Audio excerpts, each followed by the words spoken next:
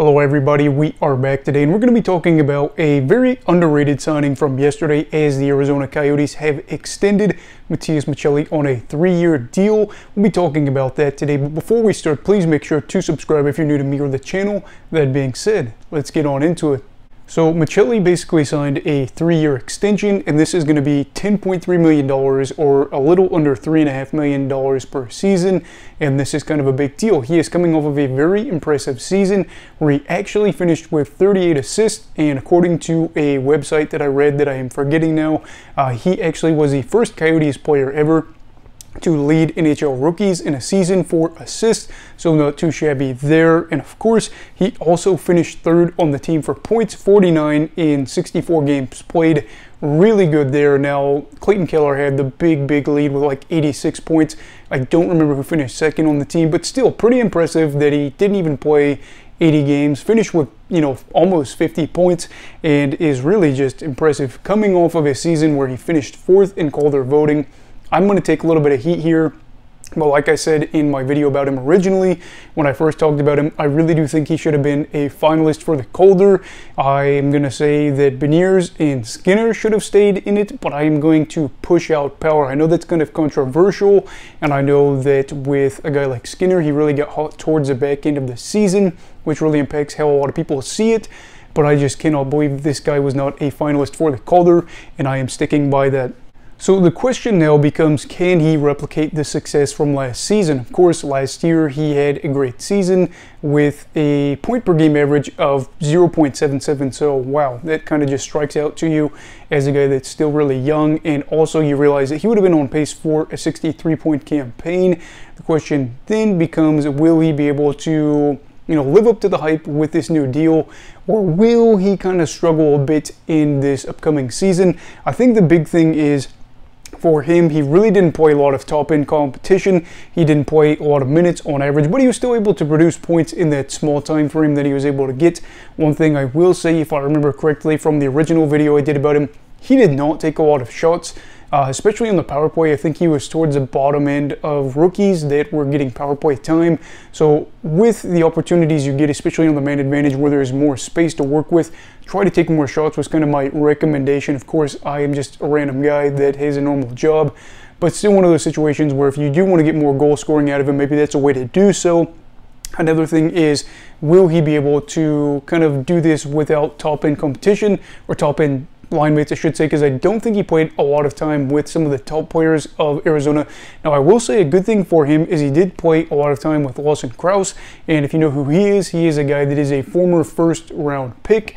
He's coming off of back-to-back 20-plus goal seasons. He played a ton of time with him, more than anybody else at 5-on-5 play, and in general, I gotta say probably all around, because they played a ton of power play time together, or at least a ton for Maccelli since he didn't play a lot. And then also he played with Nick Bukestad, and happy birthday, Nick, by the way. It's his 31st birthday. So, a good thing for them is all three are returning this year and are slated to be Arizona's third line. Will they mess around with the lines?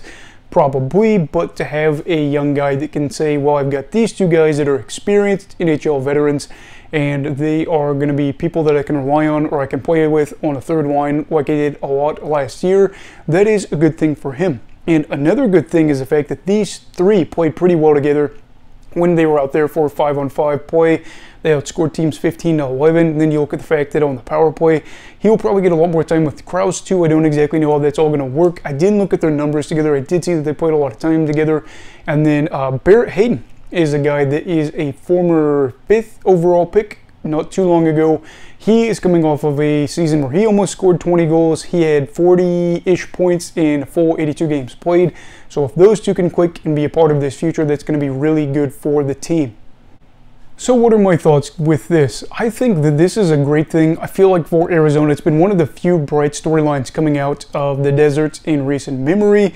You obviously have the whole stadium debacle, all the stuff going on with Alex Galchenyuk, and just a lot of people talking about how this team is a joke. Clearly, guys want to stay here, and while he was an RFA, he was still a player that probably wanted to continue what he started with a very impressive year last year. I don't really know exactly if he'll be able to replicate the numbers from last season, because again, he didn't average a lot of minutes, and he was a guy that didn't shoot the puck a whole lot, so unless he's getting assists, which can be kind of sporadic with the line mates and how they're doing there, we could see a bit of a regression, even though his underlying numbers could still be good. That being said, I'm a big fan of this extension. I don't feel like this is going to break the Coyotes' backs in the long-term future. It's a 3-year deal. He's not even making $4 million a season, and he's coming off of a year where he would have been able to hit almost 65 points had he played the whole campaign.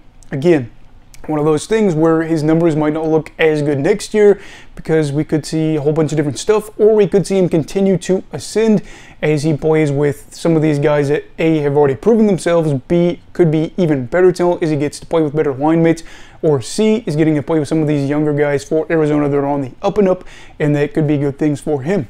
Worst case scenario, it doesn't pan out. I got news for you. Arizona's got bigger problems than giving a guy that's playing third line minutes for them a deal that is only going to last 3 years. And right now they've got to figure out all that stuff. That being said, Arizona fans, I'm really excited for you, and I really wish he would have been a Calder finalist. Anyway, what are your thoughts on the deal? Let me know down below in the comments. Also, please make sure to like this video if you enjoyed it. Subscribe if you're new. Everybody, stay safe. Have a great night, and you go have hockey all right. Goodbye, Brigadiers and Brigadettes. This is your captain signing off. Have a great night.